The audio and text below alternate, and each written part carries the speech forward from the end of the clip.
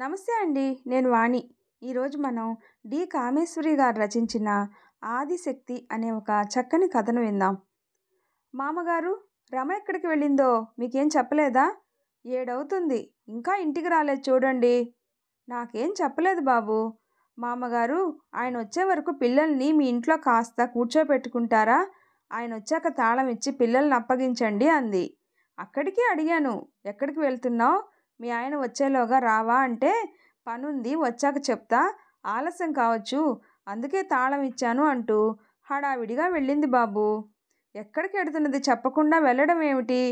నాకు ఫోన్ అన్నా చెయ్యొచ్చు కదా. పిల్లల్ని వదిలేసి వెళ్ళి ఇంతసేపు ఏం చేస్తున్నట్టు?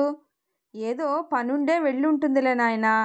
రమ అలాంటి బాధ్యత లేకుండా తిరిగే రకమా? చెయ్యకపోయావా నువ్వు ఫోను? చేశా, స్విచ్ ఆఫ్ అని వస్తుంది. అసలు ఎన్ని గంటలకు వెళ్ళింది? పిల్లలు స్కూల్ నుంచి రాగానే వాళ్ళకి టిఫిను అది పెట్టి బట్టలు మార్చి పుస్తకాలిచ్చి ఇక్కడ కూర్చొని హోంవర్క్ చేసుకోండి అంటూ వెళ్ళింది. 4 దాటింది. సామాన్ ఏమన్నా తీసుకెళ్ళిందా వెంట? ఏదో భుజాన గుడ్డ బ్యాగ్ తప్ప ఇంకేం లేదు బాబు. ఎటుపోయింది చెప్పా చేయకుండా ఈ వెళ్ళడం ఏమిటి? పిల్లలు అమ్మ అని గోల పెడుతున్నారు, ఆకలి అంటున్నారు. రానిండి చెప్తా. అంత కోపం ఎందుకులే, వచ్చేస్తుంది. ఈ ఊర్లో బయటికి వెళ్ళిన మనిషి తిరిగి టైంకి రావడం అంటే ట్రాఫిక్లో పడి ఎంత కష్టం. కాస్త ఆలస్యం అవుతుంది.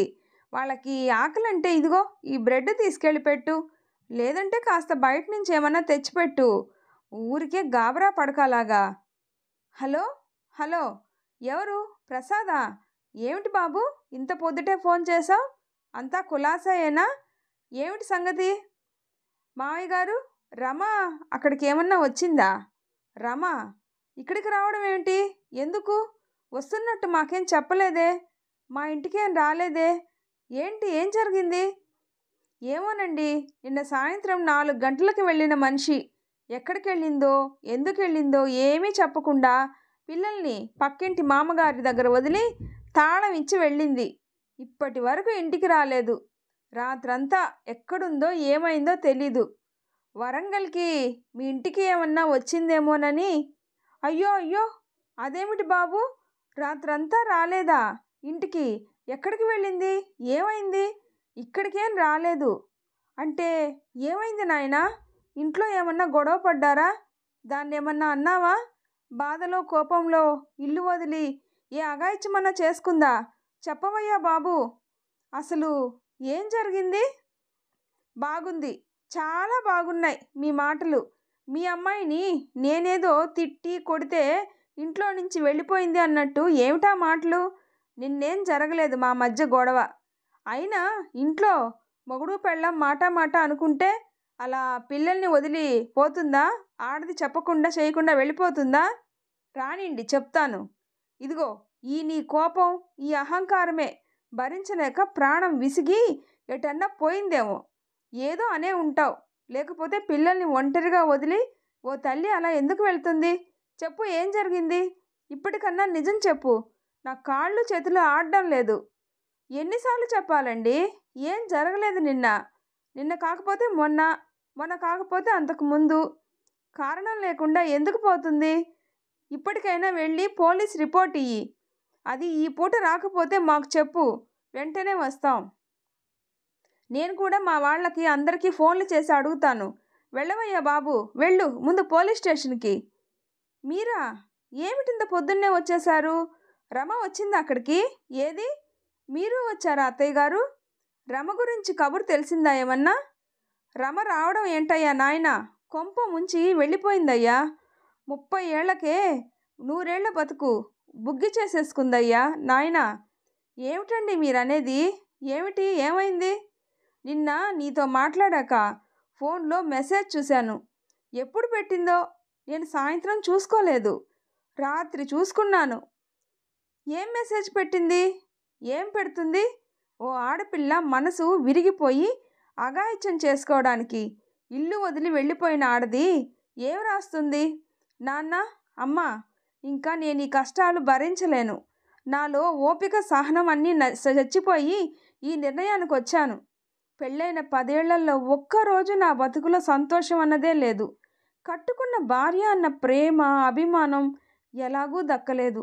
ఎప్పుడూ కసుర్లు, విసుర్లు, ఎత్తి పొడుపులు, అరుపులు, సామాను విసరడాలు, మగ అహంకారంతో ఏ చిన్నపాటి తప్పుని కొండంత చేసి అవమానపరుస్తూ, సాధిస్తూ, అసలు ఆ మనిషిలో మానవత్వం ఉందా అనిపిస్తుంది నాన్న. పిల్లలు పుట్టాకైనా మారతారు అన్న ఆశ అడియాసే అయిపోయింది. తెల్లారిన దగ్గర నుంచి ఏదో ఒక తప్పు దొరకపోదా అని సాధించడమే పని. ఇంకా భవిష్యత్తు మీద ఆశ చచ్చిపోయింది. సుఖం, సంతోషం లేని బతుకు నాకు అక్కర్లేదు నాన్న. పిల్లల కోసం వాళ్ళని అనాథలుగా చేసి పోలేక ఇన్నాళ్ళు ఓర్చుకున్నాను. ఇంకా సహనం ఆఖరి మెట్టుకు వచ్చాక నాకు ఇంకో దారి కనపడక ఇంతకు తెగించి ఇల్లు వదిలి ఎటో వెళ్ళి చచ్చిపోవాలని నిర్ణయించుకున్నాను. నే పోయాకన్నా ఆయన మారతారేమో అన్నది ఒక్కటే ఆశ. చూసావా ఎంత పెద్ద ఉత్తరం పెట్టిందో. రమా, ఎంత పని చేశావే తల్లి. చావడం ఎందుకే తల్లి, మేం బతికే ఉన్నాం కదా, మా దగ్గరికి రాలేదేమే తల్లి. అయ్యో రమా, ఏదో సంసారంలో చిన్న చితక గొడవలు అనుకున్నాం కానీ నీ ప్రాణం ఇంత విసిగిపోయిందనుకోలేదే. ఏమిటండి, నేనేదో మీ అమ్మాయిని రాచి రంపాన పెడితే బాధలు పడలేక ఇల్లు వదిలిపోయి చచ్చినట్టు నా మీద నేరం వేస్తున్నారు. ఏదో భార్యాభర్తల మధ్య మాట మాట అనుకోరా? కోపాలు తాపాలు ఉండవా? అంత మాత్రానికే ఇలా ఇల్లు పిల్లల్ని వదిలి ఆడవాళ్ళు చావడానికి పోతారా? దానికి పొగరెక్కింది. మొగుడు చిన్న మాట అంటే ఇలా పిల్లల్ని కూడా చూడకుండా వదిలేసిపోతుందా? ఏ ఇంట్లో గొడవలుండవు? అందరూ ఆడవాళ్ళు ఇలాగే ఇల్లు వదిలి చావటానికి పోతున్నారా? పోర్నాయనా, ఏ ఆడది భర్త, సంసారం, పిల్లలు అన్నీ వదులుకొని అంత సులువుగా పోలేదు నాయనా. అందుకే ఎన్ని కలతలు, కలహాలు, కన్నీళ్లు ఉన్నా అన్నీ భరిస్తూ తానింతే పెట్టి పుట్టాను అని మనసులో దుఃఖిస్తూ భరిస్తుంది. ఏ ఆడదైనా ఇల్లు వదిలి చావాలనుకుంటే ఇంకా భరించే ఓపిక లేకే వెళ్తుంది బాబు. నేను ఆడదాన్నే, భార్యని, తల్లిని. ఆడదాని మనసు నాకు తెలిసినట్టు మీ మగాళ్ళకి ఏం తెలుస్తుంది బాబు? ఓ ఆడపిల్లని కని 20 ఏళ్ళు పెంచి ఇంకో అయ్య చేతిలో పెడతారు కన్నవారు. 20 ఏళ్ళు ఒక చోట తల్లిదండ్రులు, అక్కా చెల్లెళ్ళు, అన్నదమ్ముల మధ్య ఆప్యాయత అనురాగాల మధ్య పెరిగిన ఒక ఆడపిల్ల పుట్టి పెరిగిన చోటు ప్రాణంలో ప్రాణంగా పెంచిన తల్లిదండ్రులని వదిలి కేవలం పెళ్ళి అనే 2 అక్షరాల బంధంతో భర్త వేలు పట్టుకొని కొత్త చోటికి, కొత్త మనుషుల మధ్యకి, కొత్త అలవాట్లు, కొత్త ఆచారాలు, కొత్త అనుబంధాలు, కొత్త చుట్టరికాల మధ్యకు, కొత్త ఇంటికి కాపురానికి వెళ్ళిన ఆడపిల్ల మనసు అప్పుడు ఎలా ఉంటుందో మీ మగాళ్ళకి ఏం తెలుస్తుంది? కొత్త ఇల్లు, కొత్త మనుషులు, ఏం చెయ్యాలో ఏం చెయ్యకూడదో, ఏం అనాలో ఏం అనకూడదో తెలియని అలవాట్లు, తెలియని స్వభావాలు, అందరినీ విడిచి వచ్చిన బెంగ, బితుకు బితుకుమంటూ ఎలా మనుషుల స్వభావాలు తెలుసుకొని కలుపుకుపోవాలో తెలియని అయోమయ స్థితిలో నమ్ముకొని తాళి కట్టించుకున్నవాడొక్కడే ఆప్తుడిలా కనిపిస్తాడు. సమయంలో భర్త ఆమెకి అండగా నిలిచి ప్రేమానురాగాలు పంచి నీకు నేను ఉన్నాను అని భరోసా ఇస్తే ఆ భార్య భర్తని అల్లుకొని ఆ ఇంటిని ఒక పొదరిల్లుగా మారుస్తుంది. కొత్త భార్యకి భర్త సహకారం ఇవ్వకపోతే అత్తమామలు ఈ ఇల్లు నీది, ఇక మనందరం ఒక కుటుంబం అనిపించేటట్టు ఆప్యాయత అనురాగాలు చూపించి కొత్త కోడల్ని ఆదరించాలి. పెళ్ళయ్యాక నువ్వు అసలు దాంతో ఏనాడన్నా ప్రేమగా ఉన్నావా? నీ శారీరక అవసరాలకి దగ్గరవడం తప్ప భార్యకి ప్రేమానుభూతులు ఏనాడన్నా ఇచ్చావా? పిల్లనిచ్చిన వాళ్ళం ఎప్పుడు పుట్టింటికి వచ్చినా చిరునవ్వే కనపడిన దాని మొహం చూసి ఎంత అడిగినా మొదట్లో అసలు చెప్పేదే కాదు. పిల్లల పురుళ్ళకు వచ్చినప్పుడు మీ ఇద్దరి మధ్య అన్యోన్యం, అనురాగం లేదు అన్నది కనిపెట్టినా అల్లుడిని నిలదీయలేని కన్నవాళ్ళం. మొన్న వాళ్ళ తాతగారు చనిపోయినప్పుడు వచ్చినప్పుడు దాని అవతారం చూసి ఎంతో అడిగాం. ఏం చెప్పను, ఎన్నని చెప్పనమ్మా. ఆ సంసారంలో ఒక్కరోజు కూడా సుఖం, సంతోషం లేదు అని ఏడ్చింది. ఇంటి నిండా బంధుజనం. ఆ సమయంలో అంతకంటే ఏమీ అడగలేకపోయాం. దాని బతుకులో సుఖం లేకుండా చేశావు కదా. మీ అత్తగారు ఆడది కాబట్టి తోటి ఆడపిల్ల మనసు చెప్పగలిగింది. దానికి ఏం లోటని, నీకేం ఉందని అంత అహంకారం. మొగుణ్ణి అన్న ఒక్క అధికారంతో భార్యని మాటలతో చేతలతో హింసించే అధికారాన్ని నీకెవరిచ్చారు? నా కడుపు మండిపోతుంది. దాన్ని పొట్టన పెట్టుకున్నావు. ఏంటండి మీరు నాకు పాఠాలు చెప్తున్నారు? ఆ పాఠాలు అత్తవారింటి ఎలా ఉండాలో, మొగుడు దగ్గర ఎలా ఉండాలో మీ అమ్మాయికి చెప్పుంటే ఇంత దాకా వచ్చేది కాదు. మొగుడన్నాక ఒక మాట అంటే జవాబిస్తుందా? బొత్తిగా భయం లేకుండా ఎదిరించి మొగుడు ఊరుకుంటాడు జవాబులు ఇస్తుంటే? చూడు బాబు, అల్లుడివని కూతురి కోసం ఇన్నాళ్ళు సహించాం, మర్యాద ఇచ్చాం. ఇంటి ఇల్లాలు ఆడదంటే ఏమనుకుంటున్నావు? నీ కష్టంలో సుఖంలో భాగమై ఇంటెడు చాకరీ చేస్తూ నీ విసుగులు కసుర్లు భరిస్తూ తెల్లారిన దగ్గర నుంచి రాత్రింబవళ్ళు నీ కోసం, నీ ఇంటి కోసం, నీ పిల్లల కోసం చాకిరీ చేసే భార్య. అర్ధాంగి అంటే ఏమిటో ఇప్పటికన్నా తెలుసుకో. ఆడదంటే ఆదిశక్తి, లోకానికి జగన్మాత. అమ్మలు కన్నా అమ్మ ఆ శక్తి స్వరూపిణి. జగన్మాతకి 10 చేతులు ఎందుకున్నాయో తెలుసా?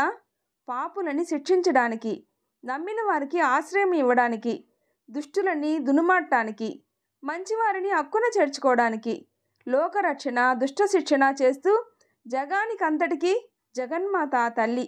ఇంట్లో ఈ తల్లి 10 చేతులున్నట్టే. భర్త అవసరాలు తీరుస్తూ, పిల్లల్ని కని పెంచుతూ, ఇల్లు వాకిలి సర్దుకుంటూ తెల్లారి లేచింది మొదలు 10 చేతులున్నట్లే నీ పని, పిల్లల పని, వంట పని, నీ విసుగులు కసుర్లు భరిస్తూ పిల్లల్ని బుజ్జగించి తినిపించి స్కూలుకి పంపి ఇంటికొచ్చిన అతిథుల్ని అన్నపూర్ణలా ఆదరిస్తూ అత్తమామల్ని గౌరవిస్తూ ఎన్ని అవతారాలు ఎత్తుతుందో ఒక రోజుకి. ఆ ఆదిశక్తి కంటే ఈ గృహిణి ఏమీ తక్కువ కాదు. అలాంటి ఇల్లాలికి కావాల్సిందేమిటి? రవ్వంత ప్రేమ, కాస్తంత అభిమానం, అనురాగం. అది భర్త ఇచ్చిన్నాడు దాసీలా సేవ చేస్తుంది భార్య. కార్యేషు దాసి కరణేషు మంత్రి సామెత వినలేదా? క్షమయా దరిత్రి అయిన పొడిమి తల్లి భూమాత కూడా ప్రకృతిని నిర్లక్ష్యం చేస్తే, నాశనం చేస్తే భరించలేక విలయం సృష్టించి తన శక్తి ఏమిటో నిరూపిస్తుంది, సునామీలు సృష్టించి. అలాగే ఆడది సహనం ఆఖరమెట్టుకు వచ్చిన రోజు శిక్ష వేస్తుంది. చచ్చిపోవడం శిక్ష తనకు కాదు, నిన్ను శిక్షిస్తుంది. చచ్చి సాధించింది, ఇక అనుభవించు. ఈ పిల్లల్ని ఎలా పెంచుతావో పెంచు. 2 రోజులు ఇల్లాలు ఇంట్లో లేకపోతే తలకిందులవుతున్నావు, అనుభవించు. ఓ తల్లి గర్భశోకంతో ఇచ్చే శాపం ఇది నీకు. ఈ వయసులో మా కడుపు కోత బాధ ఇది. నీ శాపాలు అతన్నేం చేస్తాయే? నీ పిచ్చి కాకపోతే ఇతన్ని ఊరికే వదలను. ఇప్పుడే పోలీసులకి కంప్లైంట్ ఇస్తా. భార్యని హింసించి ఆమె చావుకి కారణమైన ఇతను జైలుకెళ్తే తప్ప ఇలాంటి వారికి బుద్ధి రాదు. నాన్న ఆగండి, అంత అవసరం లేదు. పోలీసుల దాకా ఎందుకు? వేయాల్సిన శిక్ష నేనే వేస్తాను. అమ్మా రమా, రమా నీవా? ఏమిటమ్మా, ఎక్కడికి వెళ్ళిపోయావమ్మా? ఒక్క మాట చెప్పకుండా ఏంటమ్మా ఈ పని? నీ మెసేజ్ చూసి కాళ్ళు చేతులు ఆడగక పరిగెత్తుకొని వచ్చాం. ఈ 2 రోజులుగా మా పరిస్థితి తెలుసు నాన్న. మిమ్మల్ని అందరినీ చాలా బాధ పెట్టాను. 4 రోజుల క్రిందట నిజంగానే చావాలనుకునే వెళ్ళాను. ఉప్మాలో ఉప్పు మర్చిపోయిన నేరానికి ప్లేటు నా మొహాను విసిరికొట్టి ఇంట్లో పని మనిషి ముందే నానా తిట్లు తిట్టి చెయ్యి చేసుకున్న మొగుడు మారడని చావొక్కటే దారి అనుకున్నాను. కానీ నా పిల్లలు అనాథలైపోకుండా సరిగ్గా సమయానికి దుర్గా వచ్చి కాపాడింది నాన్న. దేవతలా వచ్చి నాకు ఉపదేశం చేసింది. దుర్గా? ఎవరు? దుర్గామాత? ఏమిటి అమ్మవారా? కాదు నాన్న, దుర్గా నా చిన్నప్పటి స్నేహితురాలు. మన పక్కింట్లో కృష్ణమూర్తి గారు ఉండేవారు. దుర్గా నేను క్లాస్మేట్సు మెట్రిక్ వరకు. మర్చిపోయారా? ఆ దుర్గా గుర్తుంది. ఆ అమ్మాయి ఏం చేసింది? ఎలా వచ్చింది సమయానికి? నాన్న, దుర్గా పెళ్ళయి భర్తతో ఢిల్లీకి వెళ్ళిపోయింది 4 ఏళ్ల క్రితం. ఇప్పుడు వాళ్ళ ఆయన ఉద్యోగం వదిలి సొంతంగా బిజినెస్ పెట్టారంట. అది ఇక్కడ ఒక ఇంటర్నేషనల్ స్కూల్ మొదలుపెట్టిందంట. మీరు స్వంత ఊరు వరంగల్ వెళ్ళిపోయారు. నేను మీరు ఎక్కడున్నది తెలుసుకోవడానికి ప్రయత్నించినా అవలేదు అనింది. వారం క్రితం బజార్లో కనపడింది. సంతోషంగా కావలించుకొని అడ్రస్ అడిగి తీసుకొని 2 రోజుల క్రితం ఇంటికొచ్చింది నాన్న. ఆ రోజు నా ఏడుపు, నా అవతారం, ఇల్లు, ఇంటి నిండా విసిరేసిన ఉప్మా ప్లేటు అన్నీ చూసి అంతా గ్రహించి మొత్తం చెప్పే వరకు వదలలేదు. అంతా విని ఎలా సహిస్తున్నావు? ఎందుకు అసలు సహిస్తున్నావు? పడున్నావు, బుద్ధి లేదా అని తిట్టింది. బీఈడీ చేసావు, నీకు లెక్కలు ఎంత బాగా వచ్చు. హాయిగా టీచర్ ఉద్యోగం కళ్ళద్దుకొని ఇస్తారు. చేతకాని దానిలో ఇలా ఇంట్లో పడున్నావా? రా, నీకు నేను మా స్కూల్లో ఉద్యోగం ఇస్తాను. 20,000 జీతం. మాకు అవుట్ హౌస్ ఉంది. అందులో పిల్లల్ని పెట్టుకొని నీ పాటికి నువ్వు స్వతంత్రంగా బతుకు. ఆ మొగుడికి బుద్ధి చెప్పు. వెంటనే నీ సర్టిఫికేట్లన్నీ పట్టుకురా అని చెప్పింది. అందుకే ఆ రోజు బయటికి వెళ్ళాను. చెప్తే వెళ్ళనివ్వరని తెలుసు. అప్పటి వరకు చావాలనే ఉద్దేశం ఏమి రాలేదు. అక్కడికి వెళ్ళాక నీ మొగుడికి షాక్ ట్రీట్మెంట్ ఇవ్వాలి బుద్ధి రావాలంటే అని మీకు మెసేజ్ పెట్టమంది. ఒక రోజులో పిల్లలం ఏమి అవర్లే అంటూ ధైర్యం చెప్పింది. నీకెంత ధైర్యం? నాతో ఆటలాడతావా? స్నేహితురాలి మాటలు పట్టుకొని ఇల్లు వదిలి వెళ్ళిపోతావా? పో పో, పిల్లల్ని తీసుకెళ్తావా? అంతా నీ ఇష్టమా? అవును, అంతా నా ఇష్టమే. మీ ఇష్టం ఇంకా చెల్లుబడి కాదు. పిల్లల్ని ఉంచుకుంటారా? ఉంచుకోండి. కోర్టుకెక్కి ఎలా తెచ్చుకోవాలో నాకు తెలుసు. విడాకులు కావాలంటే మీరే కోర్టుకెక్కి తెచ్చుకోండి. ఎంత పొగరే నీకు? ఏమిటండి, పెద్దవారు మీ అమ్మాయి అలా మాట్లాడుతూ ఉంటే విని ఊరుకుంటున్నారు? బాబు, విని సంతోషిస్తున్నాం. దానికి ఆ ధైర్యం భగవంతుడి రూపంలో దుర్గ ఇచ్చినందుకు. అణిచిపెట్టిన, తొక్కిపెట్టిన మెత్తని రబ్బరు కూడా వదలగానే ఇంతెత్తుకు లేస్తుంది. ఆడది అంతే బాబు. భరించలేని స్థాయికి వస్తే ఆదిశక్తి అవతారం ఎత్తుతుంది. దాని ప్రతాపం చూపిస్తుందని ఇప్పటికైనా తెలుసుకో అన్నారు. ఈ స్టోరీ మీకు నచ్చినట్లయితే ప్లీజ్ లైక్ చేసి షేర్ చేయండి, సబ్స్క్రైబ్ చేసుకోండి. ఈ స్టోరీ ఎలా ఉందో తప్పకుండా కామెంట్ చేయండి. ప్లీజ్ సపోర్ట్ చేయండి. Thanks for listening.